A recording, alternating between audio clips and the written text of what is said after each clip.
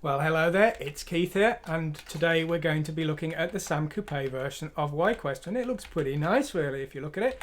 We got the full 16 colours, we got nice smooth movement. Basically the graphics are the same as the MSX2 version. I think there's no real difference between the two.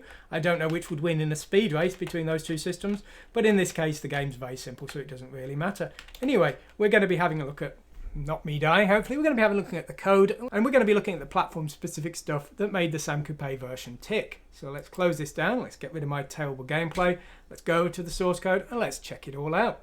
Okay, so here's the Sam Coupe version. We're going to be going through it line by line. Just the platform specific stuff. The multi-platform stuff was covered in series lessons 1 to 5. And this is also based on the simple series, the joystick and bitmap routines. So we're going to cover those just relatively briefly. I'm hoping you understand the basics of that kind of thing. But if you've not seen those, I should hopefully give you enough of a clue anyway, so that you can download this code and have a go at it yourself. Okay, well, the first thing our code does is it defines the size of the screen. Some of our systems have a different screen size, you see, so the code is just slightly different for each system. Then we're defining the area of user RAM, and we're using memory address 7000 here. Now, the program code starts from 8000 onwards, as you can see just here, and the code's relatively large, so I'm putting it down there just to keep it out of the way. Okay, so here's the start of our code. So the first thing we're doing here is we're defining which bank of memory is going to be used for video RAM. Then we're zeroing the user memory. The user memory is, of course, used by all the variables and things. And then we're defining our palette here. We'll see the actual palette data that's being transferred later on. And then what we're doing next is we're initializing the game for a new start. So we're giving the player a new set of lives, zeroing the level and things like that. Next, what we're doing is we're showing the title screen. Now the title screen is done in tiles. It's just 1 byte per tile. And what we're doing here is we're loading in each tile number, and then we are drawing it to the screen by calculating the address. We're multiplying the tile number by 4 for the X position, because each tile is 4 bytes wide, and 8 byte for the Y position, because each tile is 8 lines tall. And then we're running show sprite to actually do the drawing. Here we're just showing some text, the fire message, the important URL from my website, it's very important, and the high score here. And then here is the start of the level code, and also for each level, not just the first level. We're waiting for the fire button to be pressed so that the player knows to press fire on the main menu, or that they've just won the last level. Clearing the screen, zeroing the player, and reading in the level definitions. The level definition code, of course, is part of the multi-platform series, so please see episodes 1 to 5 for that code. Here we're going to start our drawing routine. This is basically the same as we've seen in the past. This is starting to get close to the simple series. We're reading in the joystick here with a routine we'll see later. Now we're actually using the keyboard on this version, so read joystick maybe not the best title there, but it's a common code again.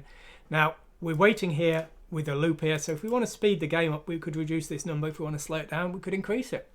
Here's the start of the drawing. We draw the text on the screen, the score and the number of lives and things. Then we clear the old position of the player. Now we've got a key timeout. Now, as we hold down, up, down, left or right, the player will start to accelerate faster and faster, but we don't want that to happen too quickly. So if the player's just pressed the right button, we ignore the key presses for a little while later on, and the key timeout handles that. Then we go through each of the directions. Now, when we get to this point, D contains the directions. So we're testing for up, down, left and right, and we're changing the X and Y acceleration accordingly. Now, that's what this routine's doing here. We're then testing the fire button and running the multi-platform fire routine if the fire button's pressed.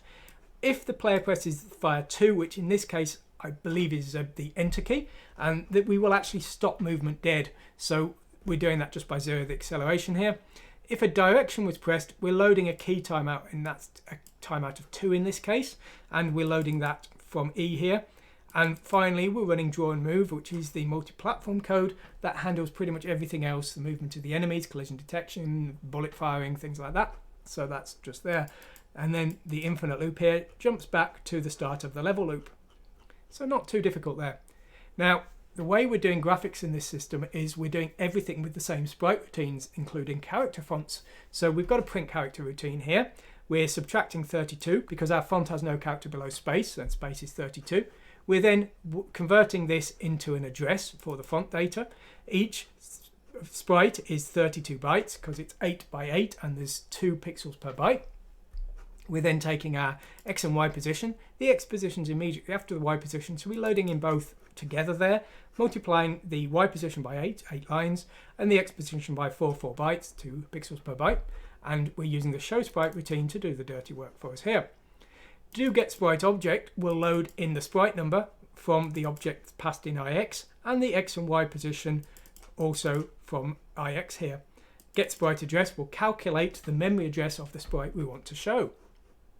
Here's the show sprite routine. We get the screen position, we then page in the video memory, and we transfer the byte to the video memory, then we turn off video memory just here. Now this is the same as in the simple series, so hopefully you have as much understanding of that as you wish to have. You know, you don't need to know how this works if you're just going to use it as is, but obviously we need to make sure we're using that accordingly. Now one important thing to bear in mind is if we page in video RAM but don't page it out again, that will change the 0 to 7 FFF range, and our game memory is at 7000 here. So we need to page out video memory before we try and use those game variables, or we're going to have quite a bad day really. So make sure you understand that if you change the code.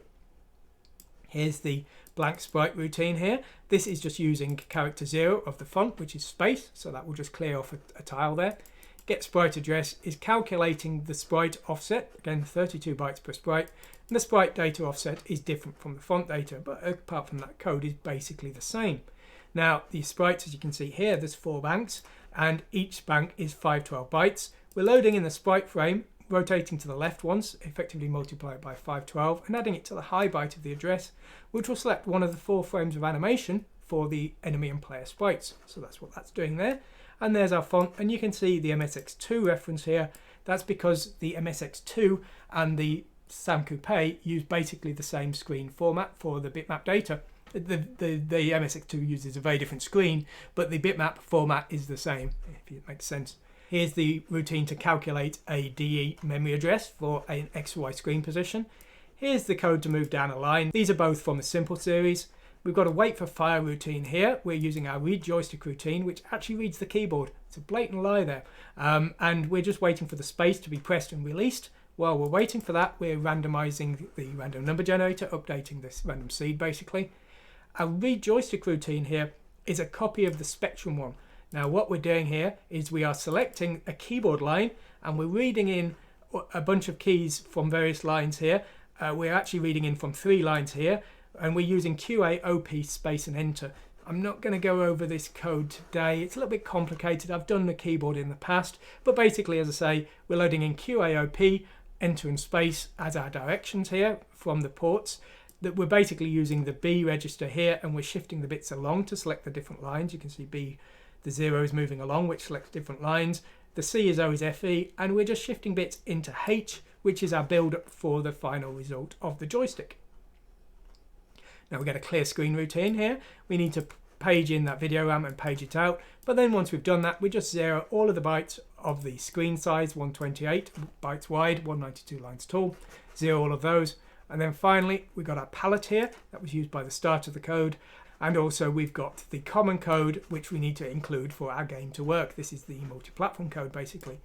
Now, there's quite a lot of it, but that's really all there is to it. So that's it. I hope you found it interesting. This game is, of course, free for you to download and do whatever you want with. The source is free, the graphics are all there for you to download, so you should be able to download this and assemble it yourself. And as I always say, I totally endorse you doing really whatever you want with it. You can use the code in any way you want in your own game. If it's a commercial game, I really don't care. You don't need to give me credit for it. It doesn't bother me. So if it's any use to you, go ahead, have fun. Anyway, I hope you've enjoyed this episode. I hope you found it some interest. If you have, please like and subscribe. Liking helps my YouTube channel because Google recommends to people by how many likes they get. That's the way these things work. So, if you can, please go ahead and do that. But whatever you do, I wish you all the best with whatever programming or creative projects you're working on. And I hope you have a lot of fun. Thanks for watching today, and goodbye.